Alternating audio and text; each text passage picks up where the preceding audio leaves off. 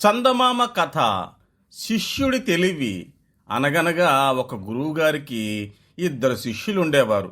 ఆ గురువుగారు ఒకరోజు వాళ్ళిద్దరిని పిలిచి వాళ్ళకి కొంత సొమ్మునిచ్చారు. నేను మీకు ఇచ్చిన సొమ్ముతో మీరు ఏదైనా కొని ఒక గది మొత్తాన్ని నింపాలి అన్నారు. మొదటి శిష్యుడు సొమ్మంతా ఖర్చు చేసి బోలెడంత ఎండుగడ్డిని కొని గదిని నింపేశాడు. తాను చేసిన పనిని చూడాల్సిందిగా గురువుగారిని పిలిచాడు. గురువుగారు ఎండుగడ్డితో నిండిన గదిని చూసి తన అసంతృప్తిని వ్యక్తం చేశాడు. దాంతో మొదటి శిష్యుడి ముఖం వాడిపోయింది. రెండో శిష్యుడు ఒక్క కాసును మాత్రమే ఖర్చు చేసి ఒక దీపం కొన్నాడు. దాన్ని ఒక గదిలో వెలిగించాడు. దాంతో ఆ గదంతా కాంతితో నిండిపోయింది. గురువుగారు రెండో శిష్యుడిని మెచ్చుకున్నారు. నలుగురికి వెలుగు ఇద్దామనుకునేవాడే నిజమైన వివేకవంతుడు అని అభినందించారు. రెండో శిష్యుడు చేసిన పనిని చూసి మొదటి శిష్యుడికి జ్ఞానోదయం కలిగింది. చందమామ కథ. శిష్యుడి చిట్కా. ఒక గురువు దగ్గర విద్యాభ్యాసం చేస్తున్న శిష్యుడు చిన్నప్పటి నుంచే చాలా తెలివైనవాడు. గురుకులంలో గురువుగారి దగ్గర ఒక విలువైన పాత్ర ఉండేది. అది చాలా పురాతనమైనది మాత్రమే కాదు, చాలా విలువైనది కూడా. అంత విలువైన పాత్ర ఒకసారి పొరపాటున శిష్యుడి చేతిలోంచి జారి కింద పడి పగిలిపోయింది. ఆ పాత్ర పగిలిపోయినట్టు తెలిస్తే గురువుగారు శిష్యుణ్ణి తీవ్రంగా శపించినా ఆశ్చర్యపోవాల్సిన అవసరం లేదు. అయినప్పటికీ మన శిష్యుడు ఎంతమాత్రం ఆందోళన పడలేదు. ఆ పగిలిపోయిన పాత్ర ముక్కలను రెండు చేతుల్లోకి తీసుకొని తన వెనక దాచుకొని గురువుగారి దగ్గరికి వెళ్ళాడు. గురువుగారు, ఒక చిన్న సందేహం అన్నాడు. అడుగు నాయనా అన్నాడు గురువు ప్రశాంత వదనంతో. మనుషులు ఎందుకు చనిపోవాలి అని అడిగాడు శిష్యుడు. గురువుగారు చిరునవ్వు నవ్వి, అది చాలా సహజం శిష్య. పుట్టిన ప్రతిదీ ఒక నిర్ణీత సమయం తర్వాత మరణించక తప్పదు అన్నాడు. అప్పుడు శిష్యుడు తన వెనక దాచిపెట్టిన పాత్ర ముక్కలను గురువుగారికి చూపిస్తూ, మీ విలువైన పాత్రకు కూడా ఆ నిర్ణీత సమయం దాటిపోయింది గురువుగారు అన్నాడు. గురువుగారు నవ్వుతూ శిష్యుడి భుజం తట్టాడు. చందమామ కథ. మూగవాడి అరుపులు.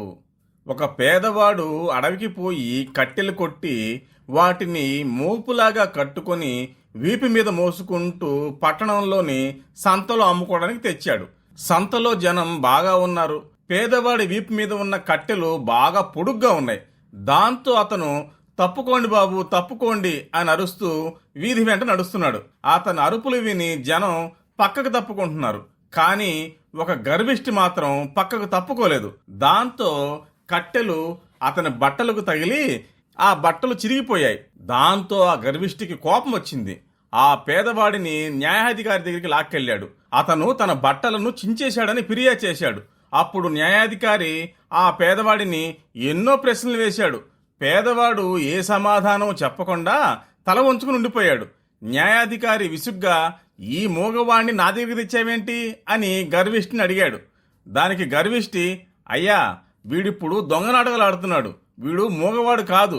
వీధిలో నడిచేటప్పుడు తప్పుకోండి బాబు, తప్పుకోండి అని గావు కేకలు పెట్టడం నేను చెవులారే విన్నాను అన్నాడు. అప్పుడు న్యాయాధికారి, అవునా, అతని గావు కేకలు విని కూడా నువ్వు తప్పుకోలేదు కాబట్టి తప్పు నీదే, నీ ఫిర్యాదును కొట్టేస్తున్నాను అని తీర్పిచ్చారు. చందమామ కథ. యువరాణి ఉపాయం. ఒకసారి మగధ రాజ్యం మీదకి కోసలరాజు భారీ సైన్యంతో దండెత్తొచ్చాడు. మగధ కోటని తన సైన్యంతో చుట్టుముట్టాడు. మగధ కోటని దిగ్బంధం చేస్తే లోపల ఉన్న ఆహార పదార్థాలు అయిపోయి రాజు తన ఓటమిని అంగీకరించక తప్పదని కోసలరాజు వ్యూహం పన్నాడు. అలా 1 సంవత్సరం పాటు మగధ కోటని కోసలరాజు దిగ్బంధించాడు. క్రమంగా కోటలో నిల్వ ఉంచుకున్న ఆహార పదార్థాలు ఖాళీ అయిపోయే దశకు చేరుకున్నాయి. ఇంకా 4-5 రోజులకు సరిపడా ఆహార పదార్థాలు మాత్రమే కోటలో ఉన్నాయి. ఈ పరిస్థితిని గమనించిన మగధ మంత్రులు, ఆహార పదార్థాలు అయిపోతున్నాయి కాబట్టి మనం కోసలరాజుకు లొంగిపోవడం మంచిదని రాజుకు సూచించారు. అప్పుడు యువరాణి ఒక ఉపాయం చెప్పింది. ఆ ఉపాయం ప్రకారం మగధ సైనికులు కొన్ని గోధుమల బస్తాలు, కూరగాయలు, మాంసాన్ని కోట గోడ మీద నుంచి బయటికి విసిరేశారు. అవి చూసిన కోసల సైనికులు ఆశ్చర్యపోయారు.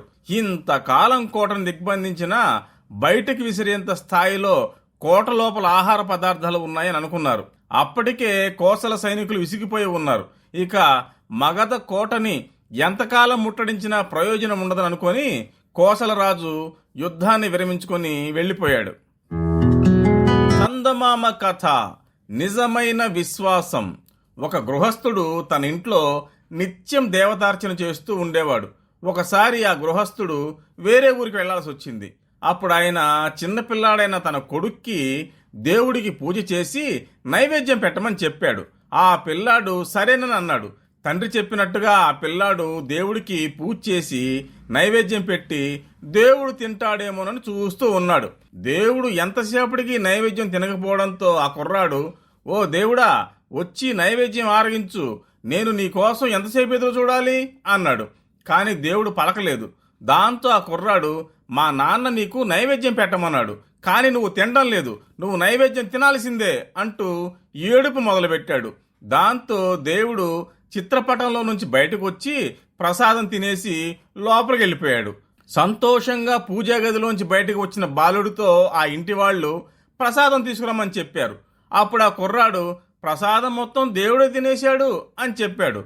వాళ్ళు ఆశ్చర్యంతో పూజా గదిలోకి ప్రవేశించి చూస్తే అక్కడ ప్రసాదం లేదు.